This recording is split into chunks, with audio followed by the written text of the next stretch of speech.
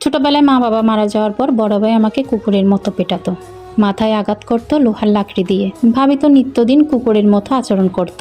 আমার পড়ালেখাও হয়নি, বড় ভাই আমাকে লেখাপড়াও শেখায়নি। ভাইয়ের ফার্নিচারের দোকানের কাজ করতাম ছোটবেলা থেকে।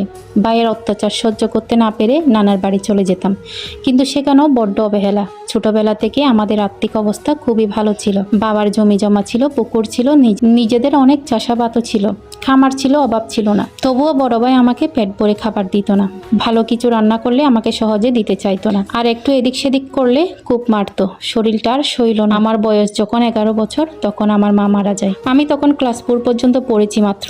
বাবা তো আমার বয়স যখন 3 বছর তখনই মারা গিয়েছিল। আমি তো বাবা মায়ের শেষ বয়সের সন্তান। আমরা 2 ভাই, বড় ভাই আর আমি। আমার কোনো বোন নাই। আমি আমার বাবা মায়ের খুব আদরের সন্তান ছিলাম, কারণ বড় ভাই দুনিয়াতে আসার 25 বছর পর আমার জন্ম হয়। বাবা মা ভাইকে তাড়াতাড়ি বিয়ে করিয়ে দেয়। মোট কথাই শখ করে ঘরে ভাবিকে আনা হয়েছিল। কিন্তু বাবা মা মারা যাওয়ার পর আমার জীবনে নেমে আসে কঠিন বিপদ। আমার দিনটা কাটতো কুকুর বেড়ালের মতো। কারো সাথে মিশতে দিত না, খেলতে দিত না, সারাটা দিন কাজ করতাম।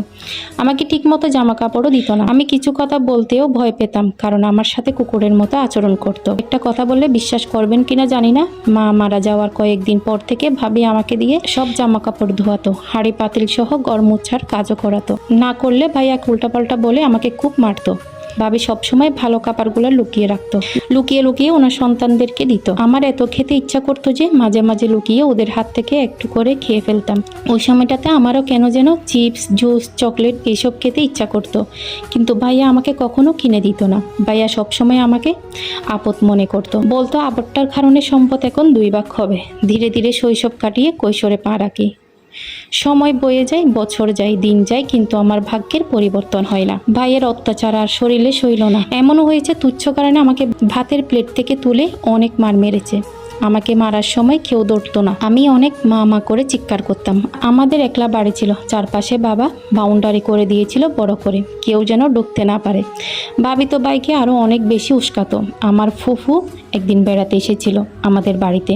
উনি কিছুটা আন্দাজ করে বলেছিল, আল্লাহ আছেন, অমানবিক হইও না। ভাইয়া আর ভাবি খুব বাজেভাবে ব্যবহার করেছিল সেদিন ফুফুর সাথে।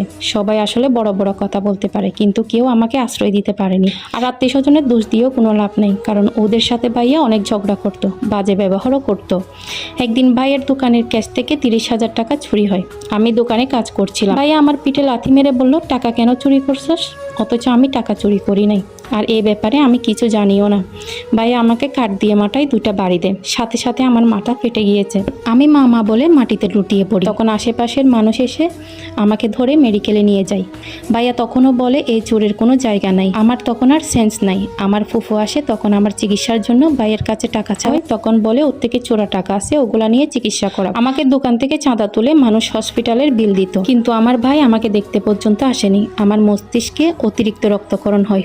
আমি ফুফুকে বললাম, ফুফু আপনাকে দেখতে ঠিক আমার বাবার মতো লাগে, মায়ের মতো লাগে। ফুফু আমাকে বলল, আমি তোর নামের ফুফু, তোর জন্য আমি কিছুই করতে পারছি না রে বাবা। হাসিবের মৃত্যুর 5 দিন আগে ওর ভাই ওকে দেখতে আসে। তখন ওর হুঁশ ছিল না, শুধু ওর ভাইকে এতটুকু বলেছিলাম, দোয়া কর যেন মৃত্যু হয়ে যায়, সম্পদের ভাগিদারটা কমে যাবে। ছোমার দিন সকালবেলা হাসিব মারা যায়। মস্তিষ্কে অতিরিক্ত রক্তক্ষরণের জন্য হয়তো বাঁচানো গেল না, কিন্তু টাকার অভাবে ঠিকমতো চিকিৎসাও করা হয়নি। হাসিবের জানাজাতে ওর বড় ভাইকে আসতে দেওয়া হয়নি, তবুও ওর কত গোয়ার আমি। হাসিবের বাবা মায়ের পাশে হাসিবকে দাফন করা হয়। যাক, এবার অন্তত কেউ তাকে আপদ বলবে না, আর কেউ কুকুরের মতো মারধরও করবে না। ছেলেটা মুক্তি পেয়েছে মরে গিয়ে। নিয়তির হিসাব কিন্তু বড়ই কঠিন। এই সম্পদ কি আর বড় ভাই ঠিকমতো ভোগ করতে পেরেছে? আপনার কি মনে হয়? নিজের সন্তানগুলো এক একটা অমানুষ হয়েছে। যে সম্পদের জন্য ভাইকে এত অত্যাচার করলো, সেই সম্পদ নিজের ছেলেরা নেশা করে জুয়া খেলে ধ্বংস করেছে, আর নিজে অসুস্থতার জন্য একটু চিকিৎসা বা ওষুধও পাচ্ছে না। এটাই ভাগ্য। আজকে যেটা আপনি অন্যজনের সাথে করবেন, কাল কিন্তু ঠিকই সেটা সুদে আসলে আপনার কাছে ফেরত চলে আসবে। তাই কারোর সাথে অন্যায় কিংবা জুলুম করার আগে একবার হলো মাথায় রাখা উচিত, আমার সাথে কি হতে পারে কিংবা ঘটতে পারে।